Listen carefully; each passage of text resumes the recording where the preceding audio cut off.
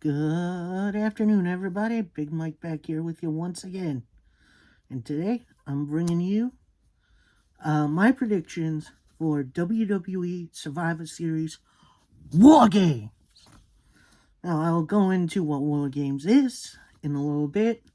So grab yourself a drink, maybe a little snack, and let's do this. So, War Games is going to, Survivor Series War Games is going to be tomorrow night on the Peacock.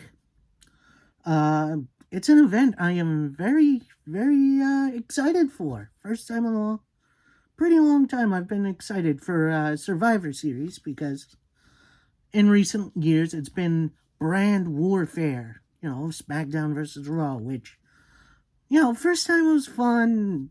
Last couple of times it got kind of boring and predictable. Now, WWE under Triple H is bringing back the War Games stipulation. Now, what that is, it's a double ring covered by a steel cage, and it's a team versus team match. So you have one team of 5, another team of 5, and they fight until the end. Oh, and you have 2 people from the opposing team to start, and at timed intervals, another member of one team will start after another time. The other opposite team member comes in until all 10 participants are in the ring. Then pinfall and submissions count towards the win. Now, we have 2 War Games matches coming tomorrow. We have one for the men, one for the women, which I'm pretty excited for both. So I think we are going to start with the women's match, as we have Damage Control, that being Bayley and the women's tag team champions Dakota Kai and Io Sky.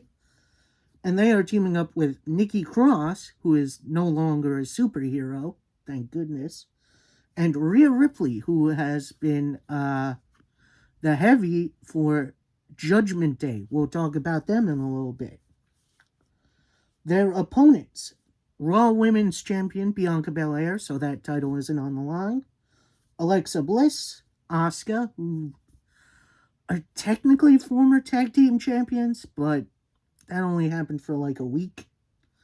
Mia Yim, who has made her WWE return, becoming the answer to Judgment Day, to Rhea Ripley on Judgment Day, but she's teaming with the OC. That being AJ Styles, Gallows, and Anderson. We'll talk about them in a little bit. And a final member to be announced tonight on SmackDown. Now, there have been a lot of rumors on who is going to be the 5th woman. Much as how it's been, kind of reminds me of Bash at the Beach 96, I want to say it was. Maybe it was 98. The third man of the Outsiders, who turned out to be Hulk Hogan, which started the NWO. I don't think it's going to be as big as that. There have been a few names shouted out because it's in Boston. A lot of people think Sasha Banks is coming back with what they did to her, Judgment Day did to her during Extreme Rules. Beth Phoenix. I've heard Charlotte Flair. Hell, I've even heard the Man may be coming back to town. And I think that's how it's going to go. I think the Man is going to make her glorious return. And I believe the babyface team, the team of Belair, Alexa Bliss, Asuka, Yim, and now Becky, are going to get the win over the heel team. Now, does that mean the heels are going to be ineffective? No. I think we're going to establish a new number 1 contender here for Bianca Belair. I think it's going to be Rhea Ripley, which I think could be fun. So, that's it for that match. Next match for the SmackDown Women's Championship, we have Ronda Rousey defending against Shotzi Blackheart. And as much as I like Shotzi, and she got a surprise win over Shayna Baszler a few weeks ago, there ain't no way Ronda Rousey is losing this title. Not yet. I do believe it's going to be a fun matchup, but overall, it's the title isn't changing hands. Next up, we have another singles contest. No titles on the line. We have AJ Styles taking on Finn Balor. Now, Balor and Styles have had at least one really big match at TLC. I want to say it was 2011, where it was supposed to be Balor versus Bray Wyatt under Sister Abigail garb, which that was really weird. But Bray Wyatt then got sick, and he was replaced with Styles, and that was a banger. So I believe this is going to be a banger again. And considering Triple H has been very high on Judgment Day lately, I think Finn Balor is going to get a win here. As much as I love AJ Styles, I think Finn Balor deserves a push. Next up, for the United States Championship, we have Seth Rollins defending against Bobby Lashley and Austin Theory. That's right, we got a triple threat match, players. And honestly, I'm kind of excited for one. This one has been pretty well built up. Theory actually lost his Money in the Bank briefcase thanks to Bobby Lashley after cashing it in on Seth. Which, I know, it does seem like a burial, but Theory has now been taken a little bit more seriously. He got rid of the selfie stick, so we good. As much as I want to say Theory could possibly sneak a win, I think Seth Rollins keeps the title here.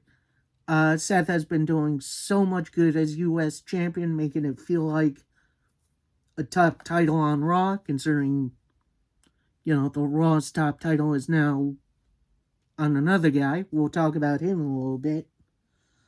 So yeah, I think Seth keeps the title for now, and then we'll see what happens going forward.